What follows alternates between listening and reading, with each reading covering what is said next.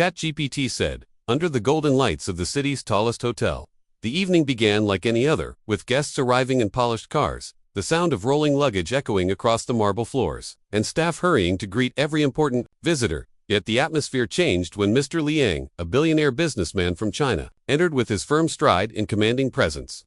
Speaking quickly in Mandarin to the hotel manager, a man named Richard who was known for his composure but now stood frozen, his confident smile slowly fading as he struggled to understand a single word, and while the millionaire's words grew faster, filled with urgency, Richard's mind went blank, his palms began to sweat, and whispers spread among the staff who could sense something was wrong, because a client like this could not be mishandled, not even for a moment. Yet no one in the room spoke Mandarin, not a single staff member could help, and as the tension grew heavier, guests turned their heads, watching the scene with curiosity, wondering how such a grand hotel could appear so helpless, and Mr. Liang's face darkened with impatience, his gestures sharp as he tried to explain what seemed to be an urgent request, but Richard only stammered in broken English, his voice shaking, desperately pointing to papers and staff members, none of which made sense to the billionaire. And just as the situation threatened to collapse, a quiet voice rose from the corner of the lobby, soft but steady, carrying words that no one expected to hear: Mandarin, clear and fluent, spoken with precision,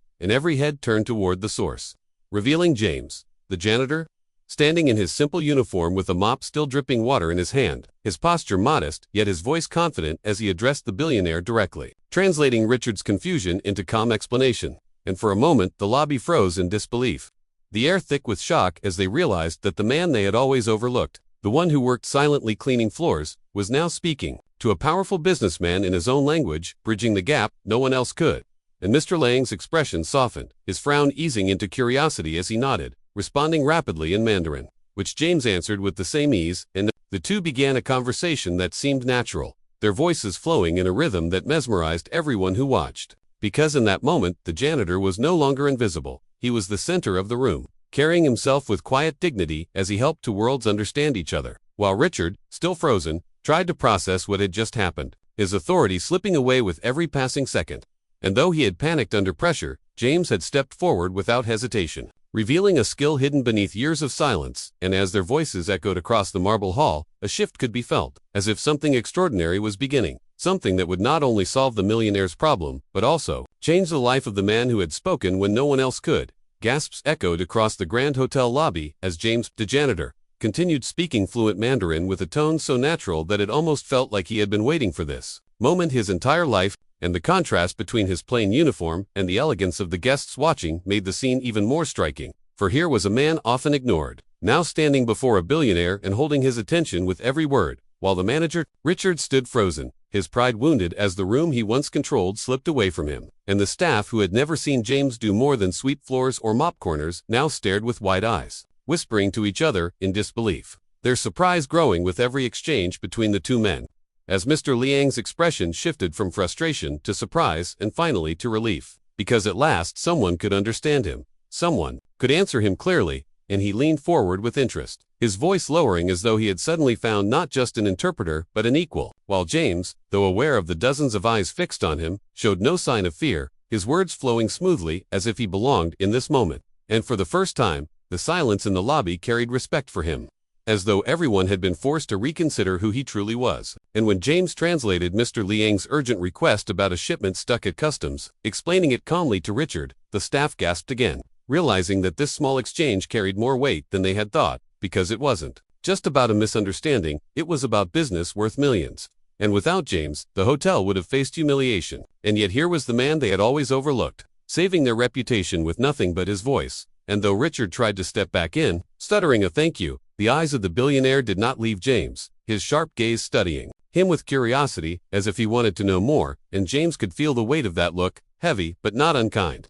The look of a man who recognized hidden worth, and though his hands still clutched the mop handle, the tool that had defined his place in the world, his voice lifted him higher than he had ever been, and the air seemed to shift, because in that moment, everyone realized something powerful. Sometimes the person you least expect carries the strength that changes everything. And as James finished the translation, his voice calm and steady, the room fell into silence, the kind of silence that holds not emptiness but awe. And in that silence, James knew his life had begun to move in a direction he never dared to imagine, though he could not yet see where it would lead. But the spark in the billionaire's eyes suggested this was only the beginning of a story that would soon unfold. The lobby that had once buzzed with restless conversations and hurried footsteps now carried a strange hush, as if every person present sensed that something extraordinary had just begun. For James, the janitor who had stood in the shadows of this hotel for years, had not only spoken but spoken with brilliance. And though the billionaire Mr. Liang had found relief in having his urgent concerns addressed, what lingered in his sharp eyes was not just gratitude but curiosity. A curiosity that pressed upon James like a weight, for it was not the gaze of a man satisfied with a quick solution, but of someone who wanted to know the story behind the mystery standing before him. And as James lowered his mop, setting it quietly against the wall, he felt the pull of old memories rising within him, memories he had buried deep in silence. And when Mr. Liang asked him in Mandarin, where he had learned to speak so perfectly, James hesitated, his lips parting, yet refusing to release the truth so easily. For the truth carried pieces of his life that he had fought to forget, pieces that would change the way people saw him. And in that pause, the entire lobby seemed to hold its breath. Even Richard, the manager, leaning forward, hungry to reclaim some sense of control by knowing more about the man who had just saved the evening. But James's voice, calm, yet heavy, finally broke the silence as he explained that years ago, long before the world saw him pushing a mop, he had been a student, a bright one, given a chance to study abroad through a scholarship that had changed his life, and it was in China that he had walked the crowded streets of Beijing, sat in noisy classrooms where he had learned Mandarin not as a second language but as though it was his own, and lived years that had shaped him into more than anyone at this hotel could have imagined. But then his story darkened, his tone dropping as he spoke of tragedy, a sudden accident that took his parents back home, forcing him to abandon his studies and return to a world that had no space for his dreams, a world that pushed him into survival rather than success. And slowly he drifted into jobs that stripped away the respect he once carried, each year pulling him further from the man he had been, until at last he found himself here, wearing a janitor's uniform in a hotel where people rarely looked into his eyes. Yet the language, the lessons, the memories never left him, living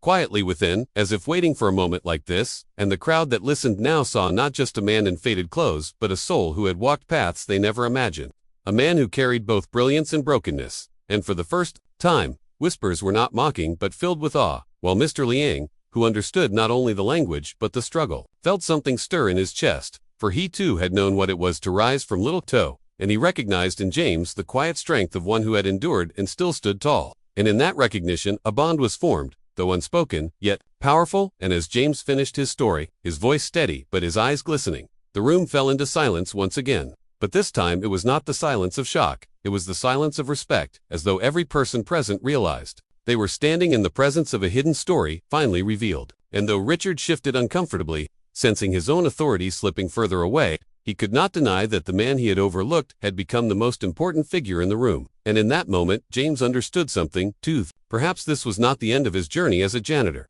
but the beginning of a chapter where his hidden past could finally find its place in the present. The air inside the Grand Hotel lobby felt heavy, as if the walls themselves had absorbed the weight of the story James had just revealed. And while the guests slowly returned to their conversations, sneaking glances at the man they had never truly noticed before, Mr. Liang remained seated with his sharp eyes fixed on James, studying him, not as a janitor, but as someone holding a hidden value that went far beyond a mop and bucket. And after a long silence, the billionaire leaned forward and in Mandarin, soft but firm, asked James what he wanted from life. A question that seemed so simple, yet struck James deeper than any insult or praise ever had. For it had been years since anyone had asked him about his dreams. And for a moment, his throat tightened because the answer felt lost in a fog of years spent scrubbing floors and living unnoticed. Yet inside him, something small flickered, the old hunger that once drove him through Beijing's crowded classrooms. And though James hesitated, Mr. Liang saw the spark in his eyes. And that was enough for him to smile faintly and make an offer that would change the course of everything. For he said he needed someone he could trust, someone who understood both the world of ordinary people and the discipline of a scholar. And he offered James a position on his personal team as a cultural advisor, not just a job but a chance to use his knowledge, his language, his experience to stand tall again. And the room froze in disbelief as Richard's face turned pale, realizing that the man he had dismissed daily was about to be lifted into a place he could never reach, while James stood there struggling to breathe, caught between disbelief and fear, because such offers did not come to men like him anymore. And the guests could sense his conflict, leaning in as if the entire hotel was waiting for his decision. But before James could answer, memories of failure clawed at him, doubts whispering that he was too old, too broken, too far gone to start over. Yet Mr. Liang's gaze cut through those fears, steady and unwavering, almost fatherly. And in that gaze James felt something he had not felt in years: faith, someone believing in him, and the emotion nearly broke him, though he stood straight, his voice quiet but steady as he said he would try. And though those words were simple, they carried the weight of years of silence, and Mr. Liang nodded firmly, promising that this was not charity but recognition of talent wasted too long.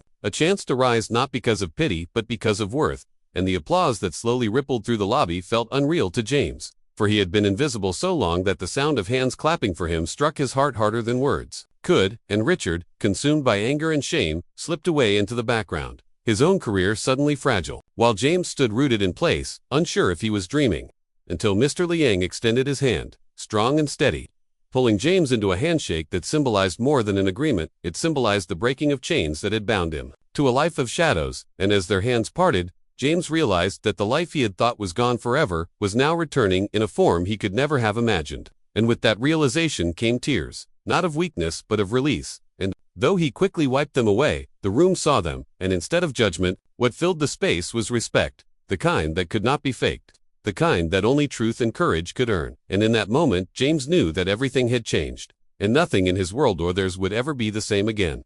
James woke the next morning with a feeling he had not known in years, a mixture of nervousness and hope that made his chest feel both heavy and light at the same time.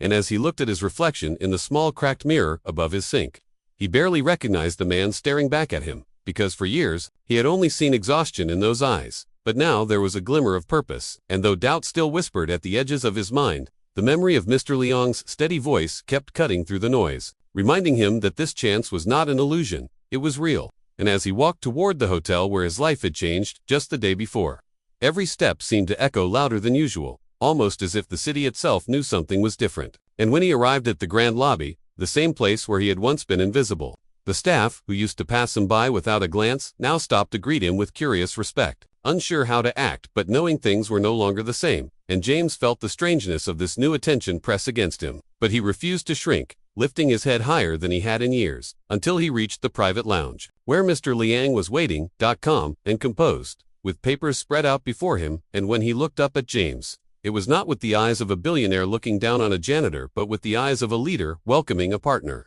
And that small gesture steadied James more than any words could, giving him the courage to step forward. And soon, Mr. Liang began speaking about the work ahead, explaining that he needed someone who could help him navigate not just language but the delicate ties between culture and people, someone who could listen with humility and speak with clarity. And James realized that all the years he had thought were wasted, the endless hours of studying Mandarin, the lonely years of being overlooked, were actually preparation for this very moment. And as he listened, his heart swelled with both fear and determination, because he understood that this was more than a job. It was a calling, a second chance to live with meaning. And though the tasks seemed enormous, the thought of failing no longer crushed him, because for the first time, he had someone who believed he could succeed. And as the days turned into weeks, James found himself stepping into a life that felt almost like another world, attending meetings at Mr. Liang's side, translating not only words but emotions, helping to bridge misunderstandings that could have cost millions. And each time he spoke fluently in Mandarin, the room would grow still, eyes turning to the man who had once been just a janitor. And James began to see respect grow, not just in the eyes of strangers but in his own heart as well, because slowly, piece by piece, he was building himself again. And yet beneath the surface there remained the shadow of fear, the old whisper that it could all disappear. But every time those doubts crept in, he remembered the applause in the lobby, the handshake that had changed everything, and the way Mr. Liang had looked at him with trust. And those memories gave him strength to push forward. And one evening, after a long day of negotiations, Mr. Liang invited James to dinner in a quiet garden restaurant, where under the glow of lanterns he told him that life was not about never falling but about rising when given the chance, and that he had chosen James not out of pity but because he saw in him the resilience that few people carried. And those words unlocked something in James, a release of years of hidden pain, and he confessed that he had once believed his life had ended long ago, that he had accepted invisibility as his fate. But now, sitting there, he realized that maybe every scar, every hardship had led him to this very seat. And Mr. Liang simply nodded, saying that destiny often hides in the shadows, waiting for the right moment to reveal itself. And as the night wind brushed against his face, James felt tears prick his eyes, but this time he did not hide them, because they were not tears of shame but of gratitude. And as he walked home later, the city lights shining above him, he knew that his story was no longer one of loss but of renewal. And though he had much to prove and many challenges ahead, he felt ready, because for the first time in a long time, he was not just surviving, he was living. And as he lay in bed that night, staring at the ceiling, he whispered to himself that this was only the beginning, a new chapter he never thought he would have. And in that whisper there was no fear, only hope, and that hope was enough to carry him into a tomorrow that promised more than he had ever dared to dream.